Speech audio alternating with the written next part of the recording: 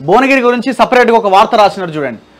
భువనగిరి ఎవరిదో, ప్రధాన పార్టీల మధ్య ప్రతిష్టాత్మక పోరు, కోమటిరెడ్డి బ్రదర్స్కు సవాల్గా ఎన్నిక, చామలను గెలిపించే బాధ్యత వారిపైనే. బీఆర్ఎస్ తరపున బరిలో క్యామ మల్లేష్, మాజీ ఎంపీ బూర నర్సయ్యగౌడ్ బీజేపీ నుంచి అపరిష్కృత సమస్యలే ఎజెండాగా ప్రచారం. ఇప్పుడు అసలు కోమటిరెడ్డి బ్రదర్స్కు సవాల్గా ఎన్నికట, వాళ్ళ క్యాండిడేట్స్ ఏమన్నా? ఇప్పుడు భువనగిరి క్యాండిడేట్ కోమటిరెడ్డి వెంకటరెడ్డా, కోమటిరెడ్డి రాజగోపాల్ రెడ్డా, రేవంత్ రెడ్డా, లేకపోతే ఇంకో రెడ్డా, లేదు చామల కిరణ్ కుమార్ రెడ్డా? క్యాండిడేట్ ఎవరండి ఇక్కడ? క్యాండిడేట్ ఎవరు? వాళ్ళు గెలిపించేది ఏంది? క్యాండిడేట్స్ కరెక్ట్ ఉంటే, క్యాండిడేట్ నిఖార్సైన నాయకుడు అయితే, క్యాండిడేట్ మా నియోజకవర్గాన్ని బాగు చేస్తాడని అనుకుంటే ప్రజలు ఓట్లేసి గెలిపిస్తారు. ఇది యాక్చువల్గా ఏమైపోయిందంటే, దాదాపు భువనగిరి నియోజకవర్గంలో ఈ 17 పార్లమెంట్ నియోజకవర్గాల్లో పరిధిలో కంటే ఎక్కువగా 60% బీసీలు ఉన్నారు, 60% ఉన్నారు. వాళ్ళు ఒక 4 కమ్యూనిటీలు కలిస్తే కథమే ఎలక్షన్ అయిపోయినట్టే, ఒక 2 కమ్యూనిటీలు కలిసినా కథమే ఎలక్షన్. కానీ బీసీలు ఎంతవరకు ఆలోచిస్తున్నారు భువనగిరి నియోజకవర్గంలో అన్నది ఇక్కడ చాలా ప్రధానమైన సమస్య పాయింట్. మనం ఒకవేళ వాళ్ళు ఇచ్చే డబ్బులకు కనుక అమ్ముడు పోతే మన వాదాన్ని మనం వదిలేసుకున్నట్టు. నేను ఎందుకు ప్రధానంగా భువనగిరి మీదనే ఫోకస్ పెడుతున్నానంటే, ఈ నియోజకవర్గంలో ఒక చేంజ్ చాలా ఖచ్చితంగా అవసరం. ఎందుకంటున్నా, ఉమ్మడి నల్గొండ జిల్లాలో ఉన్న మొత్తం 10-12 అసెంబ్లీ నియోజకవర్గాల్లో ఒక్క సీటా బీసీలకు ఇచ్చేది, ఒకటే ఒక్క సీటా కాంగ్రెస్ బీసీలకు ఇచ్చింది. ఒక్క బీర్లాయిల ఎమ్మెల్యే తప్ప ఇంకొక ఎమ్మెల్యే పేరు చూపించండి. మిగతాయి రిజర్వేషన్ ఉన్నాయి, రిజర్వేషన్లు వాళ్ళకి ఇవ్వక తప్పదు కాబట్టి ఇచ్చి, లేకపోతే అక్కడ కూడా వీళ్ళే కొడుకునో కోడలనో భార్యనో బిడ్డనో రంగంలోకి దించేటోళ్ళు. సో అందుకే ఈ భువనగిరి నియోజకవర్గం నుంచి అయినా కనీసం మార్పు ప్రారంభం కావాలి. ఒకవేళ ఉమ్మడి నల్గొండ జిల్లాలో ఈ మార్పు ప్రారంభం కాకపోతే భవిష్యత్తులో పెద్ద ప్రమాదం రాబోతున్నది, పెద్ద ప్రమాదం రాబోతున్నది. అట్లీస్ట్ ఒక ఈక్వేషన్ ఇక్కడ స్టార్ట్ అవుతే నెక్స్ట్ మనం ఇంకొక అడుగు వేయడానికి అవకాశం ఉంటుంది. సో కాబట్టి భువనగిరిలో మరి ఇక్కడ బీసీ ఇంకొక ఆయన కూడా ఉన్నాడు కదా, క్యామ మల్లేష్ ఉన్నారు కదా, బీఆర్ఎస్ నుంచి పోటీ చేస్తున్నారు కదా, అంటే ఈడ గెలిచే అవకాశం కనబడట్లేదు. ఇది 3rd ప్లేస్కి పోయే అవకాశం ఉన్నది. సరే, ఆయన కుర్మ సామాజిక వర్గం, ఆ సామాజిక వర్గ ఓటర్లు కూడా ఆలోచించాలి. ఆయన బీసీ కాదనట్లేదు, ఆయన ఆయన ఆయన ఆయన మీద మనమేం విమర్శలు చేయట్లేదు. కానీ అక్కడ పార్టీ ఎవరి చేతిలో ఉంది, ఎవరి చేతిలో ఉంది? సరే, అది కూడా పక్కన పెడదాం, పార్టీ ఎవరి చేతిలో ఉందో కూడా పక్కన పెడదాం. ఒకవేళ బలంగా కనిపించుంటే అప్పుడు వేరే ఉండే, కానీ అక్కడ ఆయన గెలిచే అవకాశాలు బలంగా లేదు. ఓవరాల్ తెలంగాణ రాష్ట్రంలో కాంగ్రెస్ వర్సెస్ బీజేపీ ఈక్వేషన్ కనిపిస్తుంది. కాబట్టి ఇక్కడ ఈ రెడ్డి రాజకీయాన్ని బొందబెట్టాల్సిన అవసరం ఉంది భువనగిరిలో. దయచేసి ఆ ప్రయత్నం చేయండి. ఒకవేళ కనుక మీరు ఆలోచించకపోతే భవిష్యత్తు చాలా ప్రమాదకరమే. ఓటుకు 500 ఇవ్వడానికి ప్రయత్నం చేస్తున్నారట, దయచేసి తిప్పికొట్టండి, డబ్బులు తీసుకోకండి. 500 మీకు కిలో కూర పైసలు కూడా కావవి. ఇలా కేజీ మటన్ 800 రూపాయలు అమ్ముతున్నారు, కిలో కూర పైసలు కూడా కావు. ఒక్కొక్క టైంలో 300-400 కిలో చికెన్ ఉన్న సమయం కూడా ఉన్నది. అర్థమైందా? ఒక చుట్టం వస్తే అయ్యే పైసలు కూడా కావాలి 500 రూపాయలు. దయచేసి దాదాపు ఒక 20 లక్షల మంది ఓటర్లు ఉన్నట్టున్నారు భువనగిరి నియోజకవర్గంలో. ఆలోచించి ఓటు వేయమని కోరుతా ఉన్నాం. భువనగిరి పార్లమెంట్ నియోజకవర్గంలో 5 జిల్లాలు యాదాద్రి, భువనగిరి, నల్గొండ, సూర్యాపేట, రంగారెడ్డి, జనగామ జిల్లాల పరిధిలో విస్తరించి ఉన్నది. ఈ ఎన్నికల్లో కాంగ్రెస్ తరపున చామల కిరణ్ కుమార్ రెడ్డి పోటీ చేస్తుండగా బీఆర్ఎస్ పార్టీ కుర్మ సామాజిక వర్గానికి చెందిన క్యామ మల్లేష్ను బరిలోకి దించింది. ఇక బీఆర్ఎస్ను వీడి బీజేపీలో చేరిన మాజీ ఎంపీ బూర నర్సయ్యగౌడ్ కమలం గుర్తుపై పోటీ చేస్తున్నారు. ఈ ముగ్గురు అభ్యర్థుల తరపున ఆయా పార్టీల అగ్రనేతలు పలువురు ప్రచారంలో పాల్గొంటున్నారు. చామల కిరణ్ కుమార్ రెడ్డి కోసం ముఖ్యమంత్రి రేవంత్ రెడ్డి ఇప్పటికే నియోజకవర్గంలో పర్యటించారు. క్యామ మల్లేష్ తరపున బీఆర్ఎస్ అధినేత కేసీఆర్, బూర నర్సయ్యగౌడ్ తరపున కేంద్ర విదేశాంగ శాఖ మంత్రి జైశంకర్ తదితర నేతలు ప్రచారంలో పాల్గొన్నారు. ప్రధాని మోదీ, ప్రియాంక గాంధీ వంటి అగ్రనేతలు కూడా ప్రచారానికి వచ్చే అవకాశం ఉన్నది. కాంగ్రెస్కు ప్రతిష్టాత్మకం. రాష్ట్రంలో అధికారంలో ఉన్న పార్టీగా కాంగ్రెస్కు పార్లమెంట్ ఎన్నికలు ప్రతిష్టాత్మకంగా మారినాయి. భువనగిరి స్థానాన్ని మరింత ప్రతిష్టాత్మకంగా ఆ పార్టీ భావిస్తోంది. ఎన్నికలు హోరాహోరీగా సాగుతున్న నేపథ్యంలో 15 ఆగస్టులోగా రైతులకు 2 లక్షల రుణమాఫీ చేస్తామని సీఎం రేవంత్ రెడ్డి భువనగిరి వేదికగా ప్రకటించారు. సాగునీటి ప్రాజెక్టు, కాలువలతో పాటు భువనగిరి అభివృద్ధి బాధ్యత తానే తీసుకుంటా అన్నారు. ఎన్నికలు ముగియగానే సంక్షేమ పథకాలన్నీ అమలు చేస్తామన్నారు. ఇగో మీరు ఓట్లు వేసినా ఓట్లు లేకపోయినా పథకాలు అమలైతే అమలు కానీ అమలు కావు.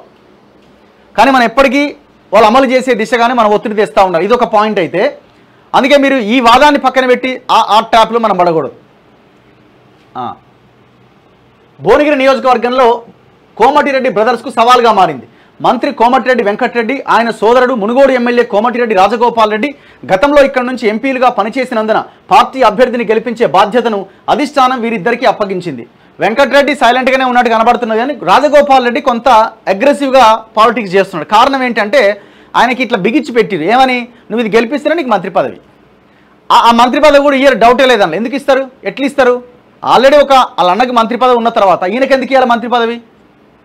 ఎందుకు ఇవ్వాలా? ఆల్రెడీ ఆడ ఉత్తమ్ కుమార్ రెడ్డి మంత్రి, ఉత్తమ్ కుమార్ రెడ్డి మంత్రి, వెంకటరెడ్డి మంత్రి, మళ్ళీ రాజగోపాల్ రెడ్డి మళ్ళీ మంత్రి. ఇస్తాడు మళ్ళీ బీసీకో ఒక ఎస్సీ నియోజకవర్గంలో ఉన్న నాయకునికి ఇవ్వాలి. ఇస్తే బీర్లాయిలేకి ఇవ్వాలా, లేదు సామెల్కి ఇవ్వాలా, వీరేశంకి ఇవ్వాలా, లేదా ఆడ ఎస్టీ గిరిజన ఒకడే గెలిచిండు బాలునాయక్కి ఇవ్వాలా. ఈయనకెందుకు ఇస్తారండి? నేను హోంమంత్రిని అయితే నేను లోపలేస్తా. ఎవరిని వేస్తారు లోపల? గవర్నమెంట్ పాలసీని కాదని హోమ్ మినిస్టర్ అనుకొని లోపలేసేస్తాడా? సో ప్రజలు ఆలోచించాలి, ఈ మంత్రి పదవి నాకు వస్తుంది, నేను ఇంకా డెవలప్ చేస్తా, ఇది మాది. దీని నుంచి మనం ఈ భువనగిరి నియోజకవర్గాన్ని కాపాడుకోవాలంటే, ఉమ్మడి నల్గొండ జిల్లాలో మార్పు సాధ్యం కావాలంటే అది ఇమ్మీడియట్గా ఈ భువనగిరి నియోజకవర్గంలో బీసీని గెలిపించడమే ఆప్షన్. బూర నర్సయ్య గౌడ్ తప్ప ఇంకొకరు కనబడట్లేదు. కాబట్టి వన్ సైడ్గా బీసీ నాయకుడిగా పోటీ చేస్తున్న బూర నర్సయ్య గౌడ్ వైపు మీరు నిలబడే ప్రయత్నం చేయండి. మేము ఇది చెప్పకూడదు, కానీ సిచ్యువేషన్ చెప్పాల్సిన అవసరం. సరే మీరు జర్నలిస్ట్ అయితే ఎట్లా చెప్తారు? మీరు జర్నలిస్ట్ అనుకోండి, యాక్టివిస్ట్ అనుకోండి, ఇంకేదైనా అనుకోండి, నేను ఈ మాటకి కట్టుబడి ఉన్నా, వెరీ క్లియర్. ఎందుకంటే చాలా భయంకరమైన దారుణమైన పాలిటిక్స్ నడుస్తున్నాయి ఉమ్మడి నల్గొండ జిల్లాలో. సరే మరి బీజేపీని గెలిపిస్తారా మీరు? బీజేపీకి ఎట్లా ఓటేయమంటున్నారా అని అంటే పార్టీలు వదిలిపెట్టండి, దయచేసి పార్టీలు వదిలిపెట్టండి. ఇగో బీసీ ఎస్సీ ఎస్టీల ఓట్లు కీలకం. భువనగిరి నియోజకవర్గంలో బీసీ ఎస్సీ ఎస్టీ సామాజిక వర్గాల ఓటు బ్యాంకు చాలా కీలకమైంది. సామాజిక వర్గాల వారీగా పరిశీలిస్తే గౌడ్, ముదిరాజ్, పద్మశాలి, గొల్ల కురుమలు, ఎస్సీలు అధికంగా ఉన్నారు. తాజా ఎన్నికల్లో బీఆర్ఎస్ నుంచి కురుమ కులస్తుడైన క్యామ మల్లేష్ను, బీజేపీ నుంచి బూర నర్సయ్య గౌడ్ను ఆయా పార్టీలు బరిలోకి దింపాయి.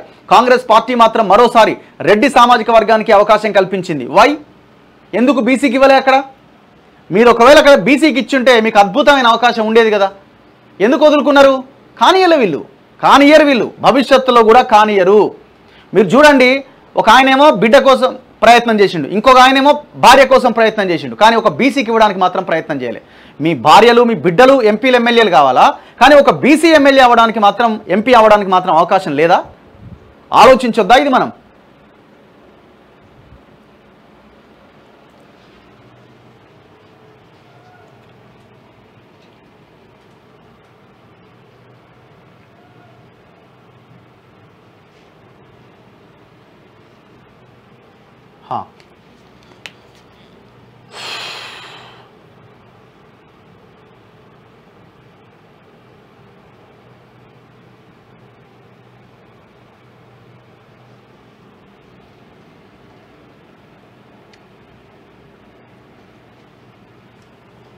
ఇగో ఇక్కడ చూడండి, పారాషూట్ పరేషాన్ అట. జంపింగ్లకు టికెట్లు ఇచ్చిన కాంగ్రెస్ బీజేపీ కార్యకర్తల నుంచి సహకారం కరువట. అంటే మొన్నటిదాకా ప్రచారం చేసి పార్టీ కోసం కష్టపడ్డ నాయకులని కాదని వేరే వాళ్ళని తెచ్చి పారాషూట్లకు టికెట్లు ఇచ్చారు. ఎందుకు సహకరిస్తారు? ఫర్ ఎగ్జాంపుల్ ఇక్కడ రంజిత్ రెడ్డి కనబడుతున్నాడు. ఇగో బీఆర్ఎస్ అధికారంలో ఉన్నప్పుడు క్షేత్రస్థాయి నుంచి రాష్ట్ర స్థాయి వరకు ఆ పార్టీ ప్రజాప్రతినిధులపైన పోరాటాలు చేసిన కాంగ్రెస్ కార్యకర్తలకు ఇప్పుడు లోక్సభ ఎన్నికలు వచ్చేసరికి వారితోనే కలిసి పనిచేయాల్సి రావడం రుచించట్లేదు. చేవెళ్ల, మల్కాజ్గిరి, హైదరాబాద్, మెదక్, వరంగల్ సీట్లలో ఇదే పరిస్థితి కనిపిస్తా ఉంది. చేవెళ్ల ఎంపీ రంజిత్ రెడ్డి ఎన్నికల షెడ్యూల్ విడుదలైన తర్వాత బీఆర్ఎస్ పార్టీకి రాజీనామా చేసి కాంగ్రెస్లో చేరాడు. వెనువెంటనే ఆయనకు ఎంపీ టికెట్ దక్కింది. దీంతో ఆ సీటుపై ఆశలు పెట్టుకున్న కేఎల్ఆర్ సహా స్థానిక నాయకులు అసంతృప్తితో ఉన్నారు. ఇక చేవెళ్ల టికెట్ హామీ మీదనే కాంగ్రెస్లో చేరిన వికారాబాద్ జెడ్పీ చైర్మన్ పట్నం సునీతా మహేందర్ రెడ్డి కూడా అక్కడ సీటు దక్కలే. పార్టీ నాయకత్వం ఆమెకు నచ్చజెప్పి మల్కాజ్గిరి టికెట్ ఇచ్చింది. దీంతో చేవెళ్లలో కొంత పట్టున్న మహేందర్ రెడ్డి దంపతులు మల్కాజ్గిరికి పరిమితం అవ్వాల్సి వచ్చింది. ఇదే ఈక్వేషన్ ఇందాక చెప్పిన. అక్కడ అవకాశం ఉన్న పట్నం సునీతా మహేందర్ రెడ్డికి అక్కడ టికెట్ ఇవ్వకుండా తీసుకొచ్చి మల్కాజ్గిరి ఇచ్చిరు. ఆడ ఒక దొంగను పెట్టిరు. ఏమైంది? ఇక నియోజకవర్గంలోని కాంగ్రెస్ క్యాడర్ కూడా రంజిత్ రెడ్డికి పూర్తి స్థాయిలో సహకరించట్లే. బీఆర్ఎస్లో ఉన్నప్పుడు తమ పైన కేసులు పెట్టి ఇబ్బందులు పెట్టిన వారికి ఇప్పుడు ఎలా సహకరిస్తామని ప్రశ్నిస్తున్నారు. సికింద్రాబాద్ నుంచి పోటీ చేస్తున్న దానం నాగేందర్కు కూడా నగర నేతల నుంచి పెద్దగా సహకారం అందట్లేదు. నగరంలోని సీనియర్ నాయకులు అంజన్ కుమార్ యాదవ్, వి హనుమంతరావు తదితరులు ప్రచారంలో పెద్దగా కనిపించట్లేదు. అసెంబ్లీ ఎన్నికల్లో దానం చేతిలో ఓడిపోయిన పీజేఆర్ తనయ్య విజయారెడ్డి కూడా అంటీముట్టనట్టుగానే ఉన్నారు. ఇక మెదక్లో నీలం మధుకు స్థానిక నేతల నుంచి పూర్తి సహకారం అందట్లేదు. అసెంబ్లీ ఎన్నికల్లో తన ఓటమికి కారణమయ్యారనే కోపంతో పటాన్చెరు నియోజకవర్గ ఇన్ఛార్జ్ శ్రీనివాస్ గౌడ్ వర్గం మనస్ఫూర్తిగా సహకరించట్లేదని అంటున్నారు. బీఆర్ఎస్ ఎవరు కాటా శ్రీనివాస్ బీఆర్ఎస్ టికెట్ వదులుకొని వరంగల్ కాంగ్రెస్ టికెట్ దక్కించుకున్న కడియం కావ్యకు కూడా ఇదే పరిస్థితి. ఇక్కడ టికెట్ ఆశించిన నేతలతో పాటు మంత్రి కొండా సురేఖ వర్గం పూర్తి స్థాయిలో సహకరించట్లేదనే ఆరోపణలు ఉన్నాయి. స్థానిక నాయకుల నుంచి పూర్తి స్థాయి సహకారం అందకపోయినా రాష్ట్రంలో పార్టీ అధికారంలో ఉండడం, 5 గ్యారంటీల అమలు, కేంద్రంలోని బీజేపీ విధానాలపై ప్రజల్లో ఏర్పడిన వ్యతిరేకతే తమను గెలిపిస్తుందని ఈ పారాచూట్ అభ్యర్థులు కూడా నమ్ముతున్నారట. ఈడ ప్రచారానికి రాజాసింగ్ దూరం అంటే ఈడ బీజేపీ. హైదరాబాద్ పార్లమెంట్ నియోజకవర్గ అభ్యర్థి మాధవీలత ప్రచారానికి హ్యాట్రిక్ ఎమ్మెల్యే రాజాసింగ్ దూరంగా ఉన్నారు. పాత బస్తీలో విస్తృతంగా ప్రచారం చేసుకుంటున్న మాధవీలత గోషామహల్ సెగ్మెంట్లో ఇంకా ప్రచారం ప్రారంభించాల్సి ఉన్నది. ఈ నేపథ్యంలో రాజాసింగ్ నివాసానికి వెళ్లి ఆయన సతీమణితో కూడా మాధవీలత భేటీ అయ్యారని పార్టీ వర్గాలు చెబుతున్నాయట. బీజేపీ పారాచూట్ అభ్యర్థులకు కూడా సంకటమే. బీఆర్ఎస్ కాంగ్రెస్ నుంచి వచ్చి టికెట్ దక్కించుకున్న బీజేపీ అభ్యర్థులు కూడా కొన్ని చోట్ల సంకట పరిస్థితిని ఎదుర్కొంటున్నారట. ఇక్కడ ఫర్ ఎగ్జాంపుల్ జహీరాబాద్లో బీబీ పాటిల్ తీవ్ర వ్యతిరేకతను ఎదుర్కొంటున్నారట. ఆయనకు టికెట్ ఇవ్వొద్దంటూ చేరికకు ముందే పలువురు జహీరాబాద్ నాయకులు బీజేపీ రాష్ట్ర కార్యాలయంలో ఆందోళన చేశారు. అక్కడ ఇబ్బంది ఉన్నది.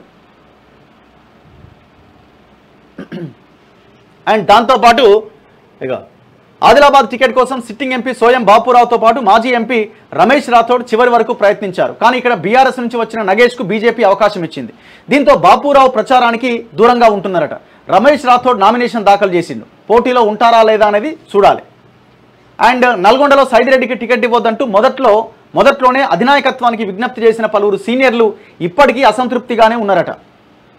గిరిజనుల హక్కుల కోసం తాము పోరాటం చేస్తే నాడు బీఆర్ఎస్ ఎమ్మెల్యేగా ఉన్న సైదిరెడ్డి తమపైన లాఠీ చార్జ్ జరిపించి అక్రమంగా కేసులు పెట్టించడంతో పాటు సీనియర్లను 50 రోజుల పాటు జైల్లో ఉంచారని ఆయనకు ఎందుకు సహకరించాలని సీనియర్ నేతలు పార్టీ ముఖ్యులను ఒకరిద్దరు నిలదీసిరట. ఇది ఉన్నది వాస్తవం. ఇది ఇక పెద్దపల్లిలో గోమాస శ్రీనివాస్ అభ్యర్థిత్వాన్ని పలువురు సీనియర్లు క్యాడర్ ఇప్పటికీ వ్యతిరేకిస్తున్నారట. అసలు ఈ పార్టీలకి వేరే పార్టీ నుంచి వచ్చినప్పుడు ఎందుకండి? మీకు లీడర్లు లేకనా?